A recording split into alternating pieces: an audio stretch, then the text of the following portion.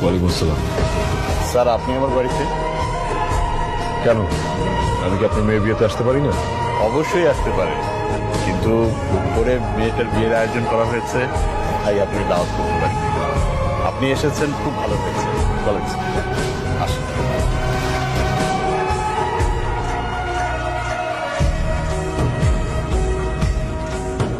বাবা, আঙ্কেল, এই সেই কফি শপের সামান্য ওয়েটার যে আমার Likey